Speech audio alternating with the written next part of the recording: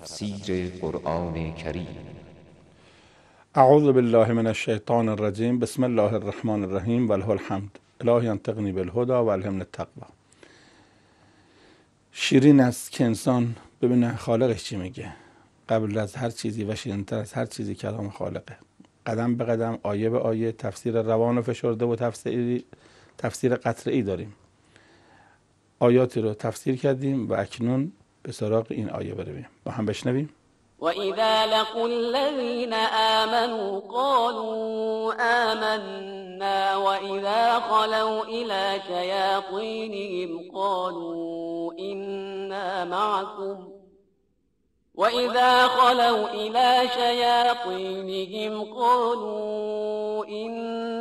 مَعَكُمْ إِنَّمَا نَحْنُ مُسْتَهْزِئُونَ. چون با اهل ایمان ملاقات میکنن میگن ما هم مثل شما ایمان آورده ایم، ولی هر وقت با همفکران شیطون خودشون، همفکران شیطون صفتشون خلوت میکنن میگن نه ما با شما هستیم. ما اهل ایمان رو مسخره میکنیم، الکی با اونا میگیم ایمان داریم ولی ما با شما هستیم. این منافقین دو چهره میگه، با اونا میگه با شما، با اونا میگه با شما. شیطان از شطنه به معنای دور شدن از خیره. به هر کس که الغای انحراف کنه اطلاق گفته میشه، غیر ابلیس. ابلیس به همون ابلیس اولی میگن که به آدم سجده نکرد. شیطان به افراد مضر هم میگن، مثلا به انسان هم شیطان میگن، شیاطین الانس و الجن. به انسان هم شیطان میگن. مثلا میگن که زباله را خونه بیرون نری شیطان میره توش. خب به میکروب هم شیطان میگن. شیطان یعنی وجود مضر. حالا به انسان، به جماد، به خود او شیطان اصلی میگن، ولی ابلیس اسم خاصه به اون میگن. خب منافقین نون رو به نرخ روز میخورن. به اینا میگن با شما، به اونا میگن با شما. بنابراین به هر اظهار ایمانی نباید اعتماد کرد، باید مواظب عوامل نفوذی بود که میگن ما با شما هستیم. اصلا منافق شهامت راست گفتن نداره، از مؤمنین ترس و هراس داره، ولذا میگه خلوا الی شیاطینهم. خلوا یعنی خلوت میکنن، یعنی چون صداقت نداره و جرأت و جسارت هم نداره با مؤمنین میگه ولی یواشکی. خلو خلوت میکنه. خلوت یعنی یواشکی، یعنی با کفار یواشکی میگه. این پیداست که جرأت نداره. خب تماسشون با مؤمنین علنیه، قالوا آمنا، ولی تماسشون با کفار یا سران و رهبران این سری و محرمانه. خلوت. خب کفار و منافقین با همدیگر یه ارتباط تشکیلاتی دارن. یعنی منافقین از اونها خط فکری میگیرن، میگه شیاطین هم. وقتی خلوت میکنن پلو شیطوناشون. شیاطین هم، منافقین با شیطونا. پیداست که اونها یعنی کفار یه طراحیایی دارن که این منافقین اوامر اونها رو اجرا میکنن. اوامر اجرای اونها هستن. اظهار ایمان از سوی منافق موقتی است ولی کفرشون پایداره، چون میگن آمنا. آمنا فعل ماضی یعنی ایمان آوردیم، اما وقتی به کفار میرسن میگن که انا معکم. به کفار میگن معکم، ما با شما هستیم، ولی به ما میگن آمنا. آمنا زمان داره ولی معکم ثبوت داره. یعنی معلوم میشه ایمان اینها لحظه‌ای، زبونی، ظاهری، عرضی، میپره، عارضیه. اما انا معکم، کلمه انا معکم هم جمله اسمیه هم کلمه مع، یعنی با شما. یعنی کفرشون پایداره ولی ایمانشون سطحی. خب منافقین با کافران نه تنها هم فکرن بلکه کمککار هم هستن، چون میگن معکم. کلمه ممکن کسی ایمان داشته باشه ولی حمایت نکنه، ولذا گفتم آمنو به داریم، به پیغمبر ایمان داریم، اما والذین معه یعنی غیر از ایمان، معه با تو هستم، یعنی حمایت هم میکنیم. یعنی منافقین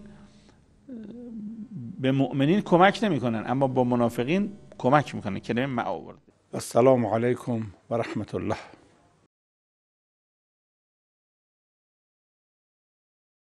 تفسیر قرآن کریم. اعوذ بالله من الشیطان الرجیم. بسم الله الرحمن الرحیم. الحمد لله رب العالمین. اللهم صل علی محمد و آل محمد. الهی انطقنی بالهدی و الهمنی التقوی. بنده خدا، مخلوق خدا، سر سفره خدا، مائده آسمانی، قرآن مجید نشستیم، آیه تفسیر آیاتی داریم، روان و ساده و فشرده و قطعی آیاتی رو تفسیر کردیم و حالا میرسیم به این آیه. با هم بشنویم.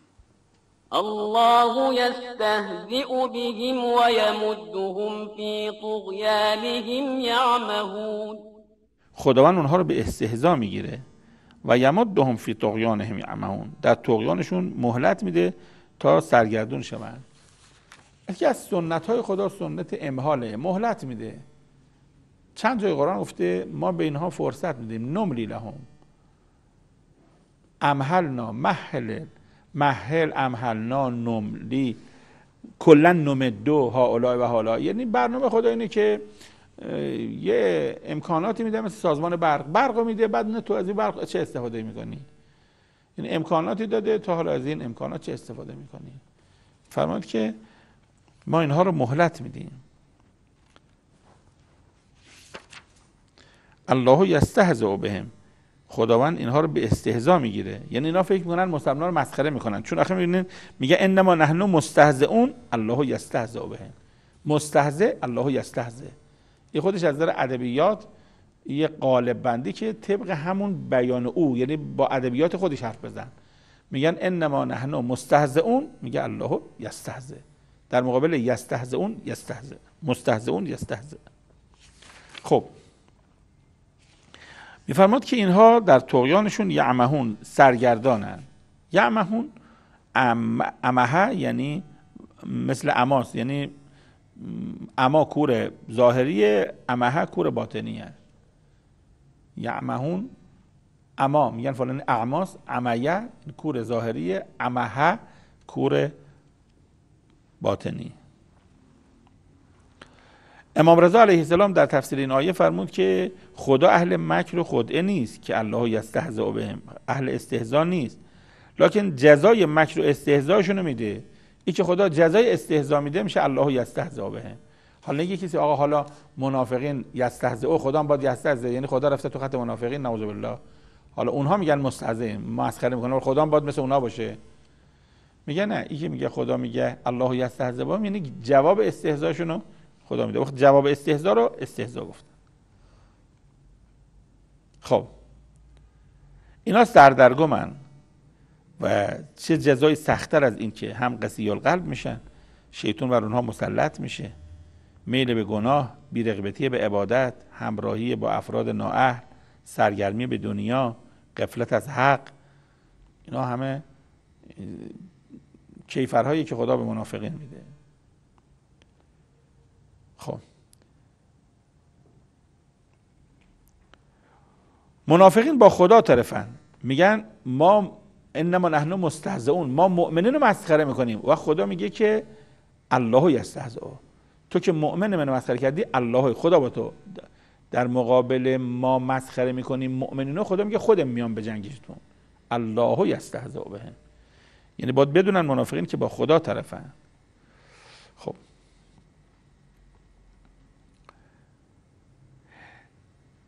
استهزا اگر به عنوان پاسخ باشه مانعی نداره، مثل تکبر. تکبر در مقابل متکبر عبادته، اصل تکبر بده، اما پلو متکبر باید متکبر شد.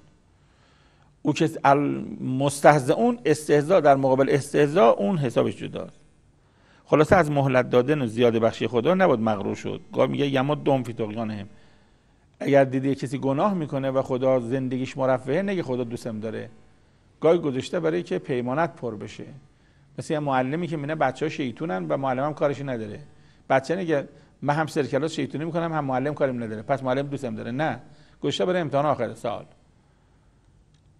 چون ما 3 رقم برخورد داریم. ببینید گاهی یه قطره چای میریزه به عینک، فوری با دستمال کاغذی پاکش میکنیم، فوری. گاهی چای میریزه به لباس، اینو فوری با دستمال کاغذی پاک میکنیم، میگیم باشه میریم خونه میشوریم، میریم خونه یا تو ماشین یا با دست میشه. گاهی همین چای میریزه تو قالی، میگیم کارش نداریم، شب عید که فرشا رو بشوریم اونجا میشوریم. یه قطره چای 3 جا میفته، 3 جور باش عمل میکنیم. قطره چای با عینک فوری، با لباس بعدن تو خونه، با فرش شب عید. خدا تو قرآن گفته ما بعضی آدما رو مثل عینک بهش رفتار میکنیم. آدما خوبه تا خلاف کردن فوری حالشون رو میگیریم. چرا بد کردی ها؟ این فوری یعنی تو پیداست خوبی، مثل شیشه بلوری، تو حیفی گناه بکنی. آدما خوبه خدا فهمم میگم ما اصابکم من مصیبت فبما کسبت ایدیکم، خلاف کردی حالت گرفتم تا به هوش بشی. بعضیا رو خدا مثل لباس بهش رفتار میکنه، میگه عجله نکن، جعلنا لمهلکهم موعدا. بذار حالا جاوید شاه بگن 22 بهمن میشه مکبرشاه میگن جعلنا لمهلکهم موعدا، عجله نکن. بعضیا رو میذارن کارشون داریم میذاریم برای آخر سال، انما نملی لهم، میذاریم آخر سال برای قیامت.